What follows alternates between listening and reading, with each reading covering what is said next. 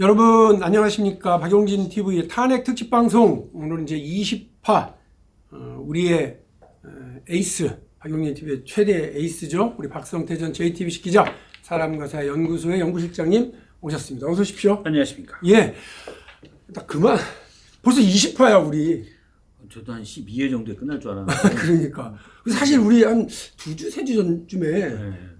마무리 방송은 어떻게 할까? 뭐 삼겹살 뭐 이런 거 얘기하든지, 뭐 치맥 얘기하면서 자연스럽게 자유롭고 좀 이렇게 널널한 방송으로 우리 넘버원 에이스, 넘버 투인 에이스인 우리 김준일 평론까지 셋이 같이 한번 하는 걸로. 저 장소도 장소도 헌팅을 해놨어요. 그랬으니까. 상암동에 삼겹살 꺼먹기 좋은 장소가 있더라고요.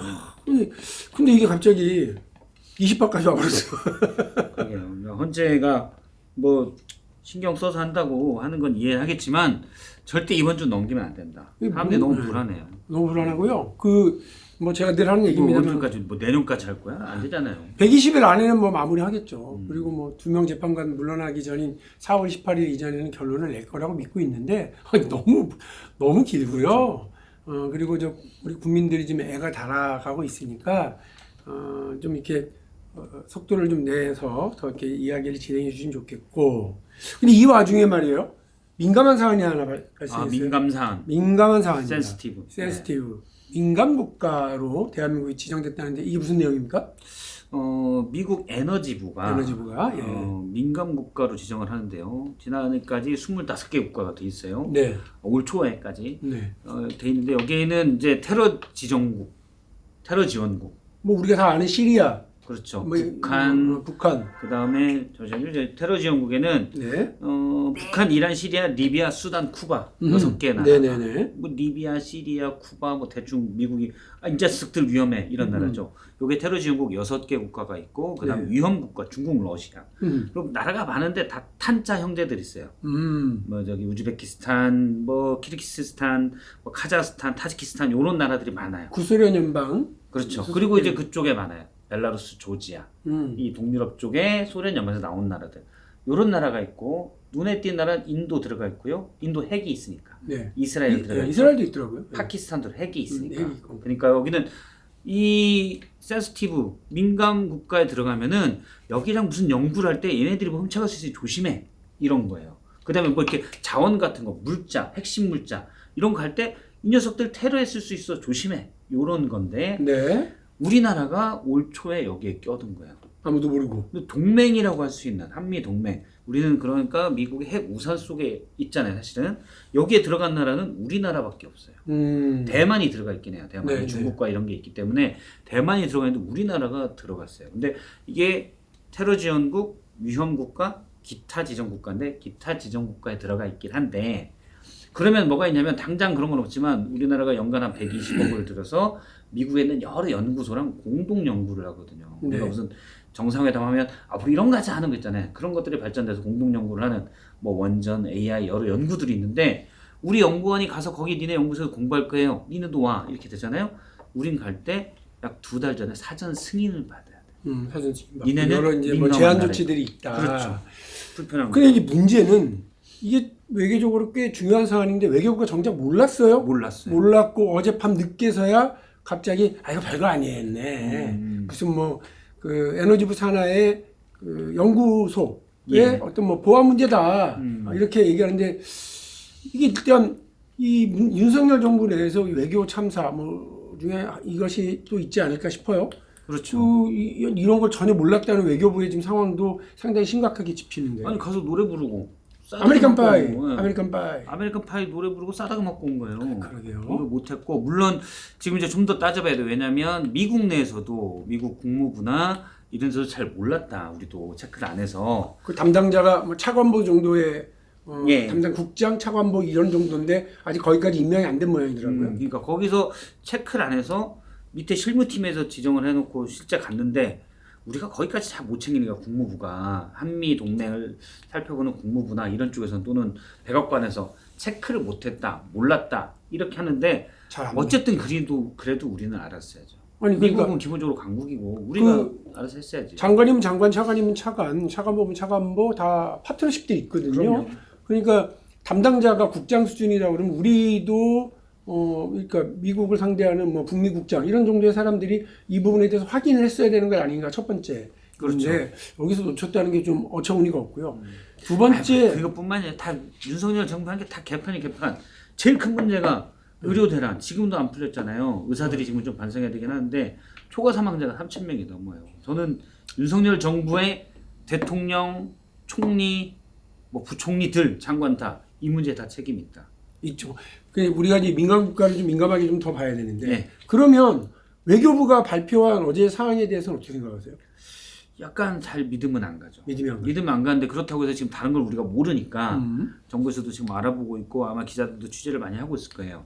근데 원래 알려진 것도 기자들이 JTBC 비롯한 여러 언론사들이 그렇죠. 미국에 물어봤어요. 사실이냐 확인했잖아요. 우리가 이런 얘기가 일단 맞아요? 그랬더니 맞아? 이렇게 답장이 온 거잖아요. 근데 그걸 좀 더 이제 며칠 지나면 시간이 좀 걸리기 때문에 좀 더 정확한 관계가 나올 것 같아요. 다만 외교 실패는 맞다.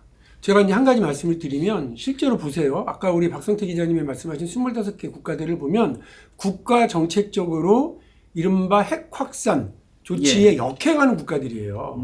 국가 정책적으로.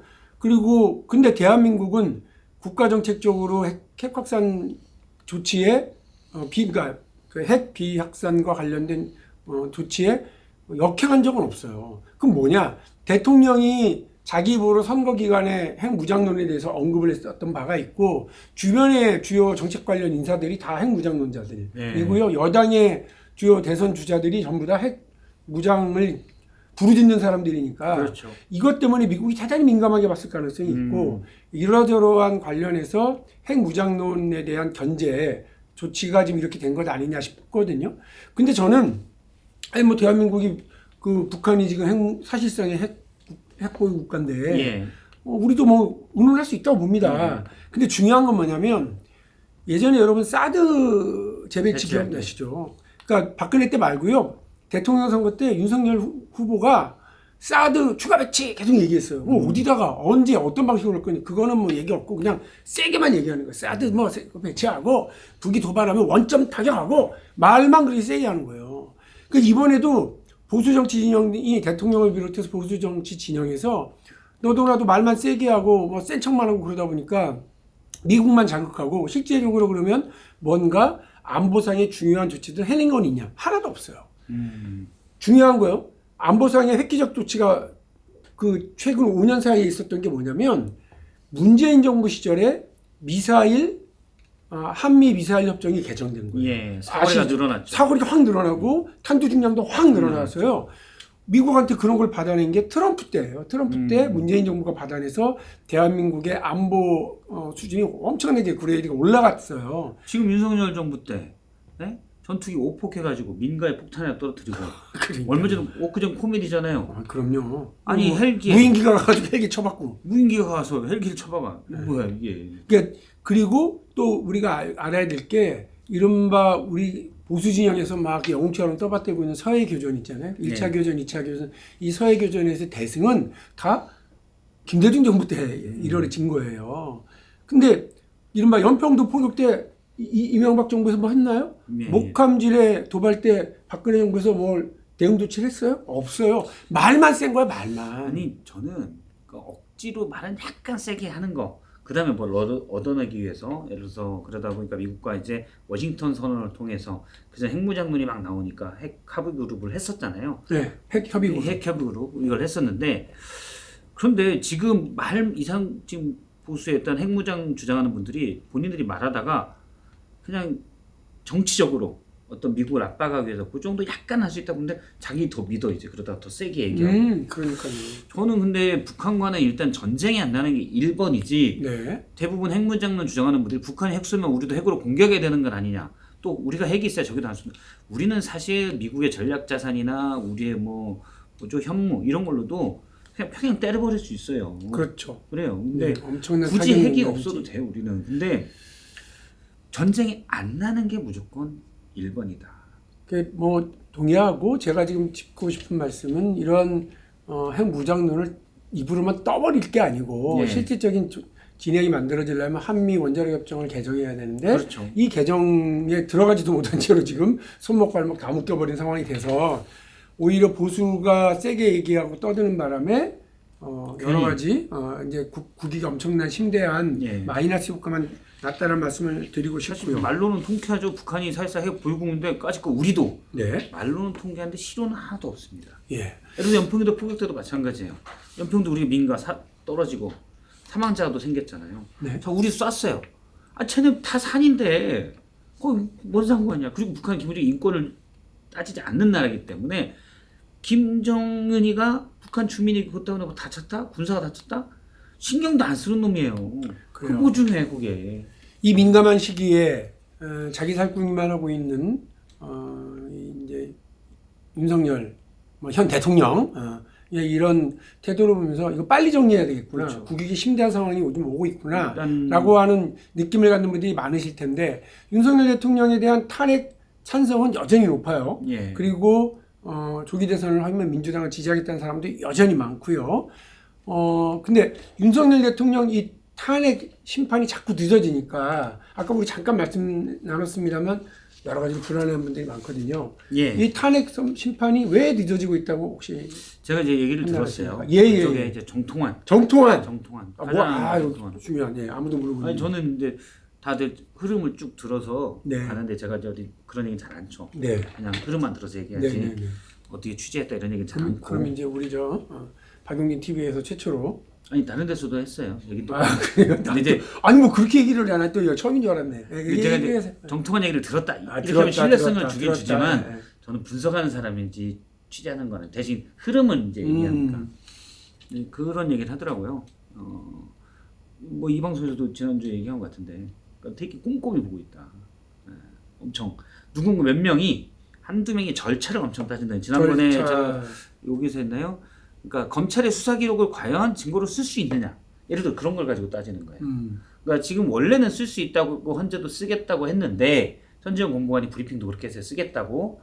그런데 형사법이 20년에 개정이 되면서 법정에서 형사소송법상은 재판에서 자기가 사인했어도 적어도 안 쓸 거예요. 피고인 얘기하면 못 쓰거든요. 그러니까 그런 것도 좀 반영해야 되지 않냐. 이게 뭐 예를 들자면 피의자 신문조서라고 그래서 예전에는 네. 검찰에서 진술을 확보하면 그것이 그냥 기록으로 제출되고 증거로 인정이 됐는데 네. 이제는 그것도 다시 법정에서 맞냐, 그렇죠. 오케이 본인이 인정해야 되는 거죠. 그렇죠. 이게 이제 이른바 공판 중심주의인데 맞습니다. 예. 그렇게 바뀌었는데 헌재는 일단 쓰겠다고는 했는데 본인이 서명한 거. 그래서 문영배 대행이 계속 물어봤었죠. 서명하셨습니까? 예. 오케이. 변호인 입회에 서명하셨습니까? 그걸 계속 물어봤었거든요. 예. 실제 변론가 신뢰성을 높이기 위해서. 그러면 그건 증거로 쓸 수 있다는 거고 증거로 실제 채택을 했거든요. 근데 몇몇 재판관들이 예를 들자면 구체적인 모르지만 그런 식으로 절차를 따진다. 그런데 이 부분이 그래서 많은 사람들이 그거를 탄핵 기각의 의견이 뭐 한둘이 있는 건 아니냐. 네. 제가 보기엔 그런 것 없고 워낙 갈등이 첨예하니 아주 한 글자도 흠잡을 데 없는 결정문이 나와야 되는 건 아니냐. 이런 고민들이 좀 많은 거다. 예. 이렇게 봅니다. 자, 그러면 뭐 말씀하신 것처럼 꼼꼼한 절차적 과정을 확인하고 있는 중이기 때문에 좀 늦어지는 것 같다. 이거면 제가 간단하게 몇 가지 예. 여쭤보겠습니다. 선고는 늦어지지만 윤석열 탄핵은 분명하다. 파면 된다? 분명하죠. 분명하다. 우리가 지금 자료를 가지고 있는 5가지 이유가 있어요. 그리고 오세훈 시장이 했죠. 이제 오세훈 시장은 윤석열 탄핵 기각 둘 각하 1명 예상한다. 탄핵 찬성파 분류는 오해다. 예, 잘못 알고 계신 거예요. 아는데 정보가 없더라고요.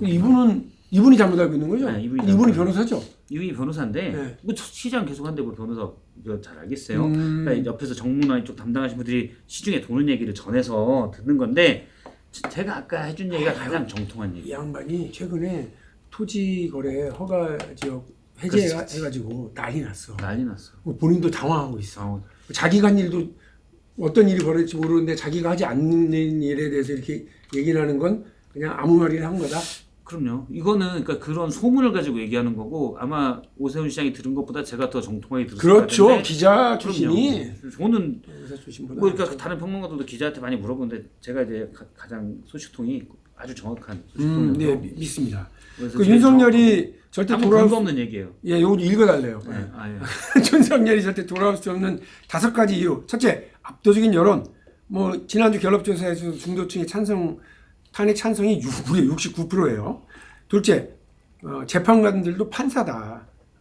논리에 맞지 않는 판결을 쓸 수 없다. 이런 거고요. 포고령이 없었던 걸 만들어질 수 없는 일 아니냐 이런 인식. 세 번째, 계엄 면허증을 줄 수 있다. 어저께인가요? 김용원이 야당의 폐악질에 맞서서 한 계엄이다 이렇게 얘기하니까 앞으로 야당이 자기들 마음에 안 들고 폐악질 벌이면 계속 하겠다는 거 아니에요? 그리고 대통령 권한을 더 주장했으니까 말이 안 되는 거죠. 김용현 전 장관 같은 사람은 너무 지적성이 떨어지니까 우리가 굳이 언급할 필요 없어요. 그냥 계속 콩밥 드셔라. 네. 넷째, 파면이 기각되면 내란체 재판도 제대로 진행될 수가 없기 때문이다. 다섯째, 죄송합니다. 밀란으로 갈 수가 있다. 이런 부분들을 들어서 절대 윤석열이 기각되거나 계속 돌아올 수가 없다. 이런. 이거 누가 우리 작가가 계속 근데 PD가 이거 꼭 읽어주래. 가장 원론적인 걸 얘기해야 돼요. 사실은 헌법재판소의 성격이라는 게 여론에 휘둘리지 않고 뭐가 과연 물론 정치적인 판단을 하지만 휘둘리지 않고 이게 헌법에 맞냐 틀리냐 요걸 판단하거든요. 그러니까 필요적 요소보다는 사실은 그게 가장 1번이에요. 앞서 얘기한 두 번째. 재판관들도 판사다. 논리에 맞자면 판결을 쓸 수 없다. 이게 이제 가장 중요한 거예요. 헌법에 맞냐 틀리냐. 그러니까 국회는 사실은 정치인들이 표로 의해서 당선이 된 분이지만 이분은 여론에 휩쓸리기가 쉽잖아요. 근데 헌재는 그래서는 안 돼요. 그냥 원칙상. 근데 이 시기에 계엄을 했는데 군대를 국회에 난입시켰어요. 선관위 가서 서버를 탈취하려고 하고 선관위 직원도 체포하려고 했어요. 이게 어떻게 헌법에 중대한 헌법 위반이 아닐 수 없었던 있습니까? 일로 할 수 없다. 그냥 이건 무조건 탄핵입니다. 그래서 간당간당하게 계속 물어볼게요. 지난번에 국민들이 기각이구나 했었던 감사원장 그다음에 서울중앙지검장 탄핵 기각이 윤석열 탄핵에 미친 영향은 없다. 이분들은 제가 그때도 뭐 기각될 거다라고 얘기했습니다. 그러니까 기각을 사실은 탄핵 소추를 할 때도 약간 논란이 돼서 또 문제기도 하고 왜냐하면 수 있었다. 탄핵 심판이라는 거는 파면만 있잖아요. 파면이냐 아니냐예요. 또 하나 여기가 이제 정직 있으면 정직. 제가 간단하게 물어보면 간단하게 대답하시고 말이 많아서 PD가 빨리빨리 하래. 국힘이 탄핵 선고 결과 승복한다고 그랬어요. 당의 공식 입장이다 이렇게 얘기를 하면서 이재명 대표한테 이렇게 민주당도 해라, 이재명도 해라 뭐 이렇게 얘기를 해요. 정작 그러면서 윤석열도 해라 이렇게 얘기는 안 하대. 약간 자기 친구한테 압박하기는 뭐 했나 보지? 어차피 안 할 거야. 오케이. 그런데 이 기각을 자신하고 있다 이렇게 보는 분들이 있어요. 국민의힘이. 아니에요. 있긴 있죠. 그런 분들이 있긴 있는데 대세는 아니다. 아까 오세훈 같은 분들 판단 잘못하고 있는 분들. 이분은 오세훈 시장은 왜 그러냐면 오세훈 시장이 제일 신경 쓰는 일단 경선이에요. 경선. 제가 한번 만나봤거든요. 만나봤는데 실제 대화의 대부분도 극우 목소리가 높으니까 오세훈 시장이 국민의힘 대선 주자 중에서는 그래도 합리적이고 뭐랄까요 유하다 이런 평가를 좀 받고 있고 그러니까 극우 지지자들이 싫어해. 국민의힘 내 좌파로 몰려있어요. 사실 안 그런데 나름 이제 이쪽 저쪽 눈치를 보다 보니 오세훈 시장이 국민의힘 내부에서는 유승민 전 의원 같은 보수를 주장하면서 배신자 프레임에 갇혀 있다면 오세훈 시장은 좌파 프레임에 걸려 있다고 본인이 생각하고 있어요. 그러니까 제가 볼 때 크게 걸려 있지 않아. 경선 내에서의 본인의 입지를 확보하기 위해서 이렇게 얼토당토하는 얘기도 자꾸 한다. 극우에 호소하는 구애하는 메시지를 내는 거예요. 득표 전략이다. 득표 전략. 근데 이분은 빨리 토지거래 허가 이거나 재지정해야 지금 전국의 집값이는 김진태가 했던 그 후유증이 한 2, 3년 지금도 가고 있어요. 레고랜드 그 채권 문제 때문에 기업들 회사채 발행 엄청 오르고 지금 오세훈 시장이 전국의 집값을 올려놓고 있어요. 자, 오세훈 반성하라. 얘기를 길게 하셨습니다. 그런데 하나 더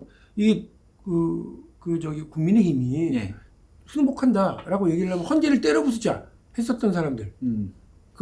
막 이렇게 오히려 구구를 선동하고 폭동을 선동하는 서천호 의원 같은 그런 분들.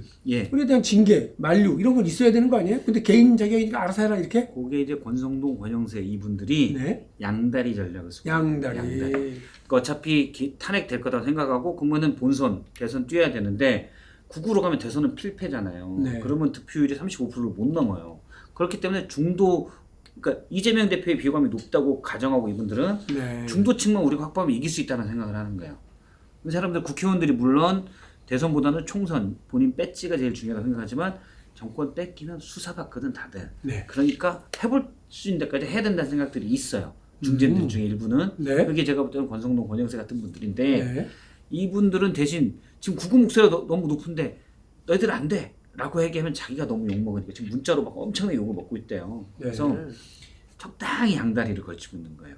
근데 이제 탄핵이 딱 인용되면 한 3, 4일간 아쉽네요 하다가 그다음부터 자 잊고 우리가 윤석열의 복수를 하기 위해서는 대선을 이겨야 됩니다. 이렇게 갈 거예요. 이렇게 간다. 네, 지금은 그냥 이렇게 뭐 그렇죠. 구구 진영 가서 훌리건들 선동하는 그런 이상한 축구 선수들 하고 그냥 내버려 둔다. 단장과 코치, 감독은. 그렇죠. 그래서 오늘 뭐 인터뷰 통해서 말씀 잘하셨대요. 역시. 자, 근데 하나 마지막이요. 윤석열 대통령이 사실은 그 이번 저 헌재에서의 본인에 관련된 거잖아요. 예. 헌재 이제 탄핵 심판. 선고가. 그 정작 그 양반은 아무 소리 안 하고 있는 거예요. 그거는 아예 기대를 하지 마셔야 돼요. 윤석열 대통령은 현타온다. 그렇네 진짜. 정상이라고 생각하면 안 물어볼 돼요. 내가 이상하네. 그렇죠. 정상. 여기는 비정상, 망상의 세계에 살고 있는 캐릭터라고 보면 돼요. 야하. 우리가 게임이면 서버가 있는데 판타지 세계에 살고 있는 캐릭터예요. 구구 판타지에 살고 있는 캐릭터다. 그래서 이분을 정상으로 왜 안 내? 아니에요. 그러면 어떤 전략을 쓰냐? 무시 전략을 써야 되는 거예요. 기대도 하지 마라. 기대도 하지 말고 무시. 근데 만일에 이 양반이 승복 안 하고 배고프죠? 밥 드시고 이제 교도소 가세요. 이 양반이 탄핵 승복 안 하고 이 양반은 지금 밖에 나와 있으니까 네. 개인적에 나 이제 나갈 거야. 그래가지고 뭐 집회 참고해서 뭐 그럴 수 있죠. 엎읍시다 이러고 하고 선동하고 댕기고 이러면 그 이제 곤란하잖아. 그거는 그러면 이제 승복을 해야 더 좋죠. 근데 어차피 안 할 거기 때문에 승복해서 사회 갈등을 완화시키는 건 좋은 일인데 그럴 일이 없을 때는 그럴 때는 차선책을 생각해야 되죠. 차선책은 어차피 이 사람 설득 안 돼. 아니 걔랑 말 통해. 이 말은 좀 편이 그런가? 왜? 어쨌든 말이 안 통한단 말이에요. 아니 그러니까, 강아지들도 말을 안 하는 경우도 있어요. 그렇죠. 근데 이런 경우는 싸나운 조금 싸나운 게. 네, 그래서 말이 안 통하니까 대신 여기 할 거는 국민의힘 지도부가 그구는 그래 당신들 저쪽 가서 노세요 하고 그거를 세력을 줄이는 데 노력을 해야 돼요.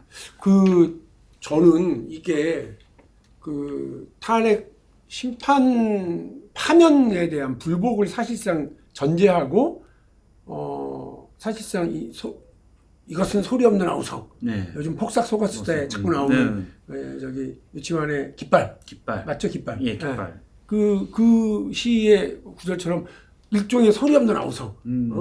불복이다 이렇게 얘기하는 거에 침묵 일종 아니야? 그럴 수 있죠. 그런데 그 수를 줄이는데 초점을 맞춰야지. 기대는 하지 마라. 기대를 할 수가 없어. 어차피 대통령 설득이 안 돼요. 말이 안 통해. 그렇잖아요. 말이 안 그러면 어차피 탄핵 예를 들어서 불복이다. 네. 관저 이러고 있다가 나 불복 씨 안 나가. 안 나갈 수 있어요? 용달 타고 아크로비스타로 가야 돼. 아크로비스타에 있어도 진짜 거기서 안 나가면 어떻게 해야 돼? 그게 이제 구체적인 불복인데 안 돼요. 어차피 나가. 태거 불응. 태거 불응이 아니야. 하루 정도 있다 나갈 거야. 네, 하루 정도 있으면서 굳이 집에 와 있었는데 이러면서 이제 갈 거란 말이에요. 그럼 관저로 이제 사저로 가면 거기서 있다가 대신 뭐예요? 이제 소추권이 다 생기잖아요. 직권남용, 뭐 여러 가지 특수공무집행 방해 구속이 바로 돼야지. 그래서 구속 바로 돼야 돼. 안 그러면 무슨 윤석열 TV 만들고 뭐 선동하고 돌아다니고. 그럼요. 골치 아파요. 국민 골치. 구치소에서 이러고 있다가 나 불복이야? 해봐 뭐해? 이렇게 돌아누웠다가 이렇게 돌아누는 것밖에 할 게 없어요. 그렇죠. 굳이 왜 자기가 벽에다 머리 박아봐. 우리만 아프지. 문제는 거리에 나와 있는 분들. 예. 근데 이분들은 전광훈, 전한길, 소년봉 이분들 원래 그래. 어떻게 할 수가 없어요. 대신 국민의힘 지도부가 민주당도 이분들을 그냥 너무 설득하려고 하지 말고 목소리만 줄여라. 네. 예, 오늘 그 민간국가 리스트 지정에 따른 외교부의 무능, 윤석열 정부의 이런 뭐 외교 참사에 대해서 짚어보고요. 왜 헌재에서 이렇게 자꾸 선고가 늦어지느냐에 대한 깊이 있는 취재 결과 꼼꼼하게 보고 있는 중이다. 그러나 탄핵 인용은 뭐 불가피한 일이다. 5가지 아까 쭉 들으셨죠? 우리 박성태 기자께서도 탄핵은 뭐 불가피하고 그리고 저기 감사원장, 중앙지검장 탄핵 기각은 절대 영향을 미칠 게 없다 이렇게 되고요. 그다음에 승복과 관련해서도 국민의힘의 속셈, 그다음에 윤석열의 속셈 기대할 게 없다라고 하는 아주 현실적인 판단까지 그럼요. 다 말씀해 주셨고요. 오늘 저희들 말씀 여기서 마무리하고 내일 오후 5시에 다시 우리 박성태 기자와 함께 탄핵을 둘러싼 각 정당의 흐름과 민주당의 앞으로 갈 길 이런 것들을 좀 말씀을 나눠보도록 하겠습니다. 오늘 이야기 여기서 마치겠습니다. 여러분 함께해 주셔서 고맙습니다. 고맙습니다.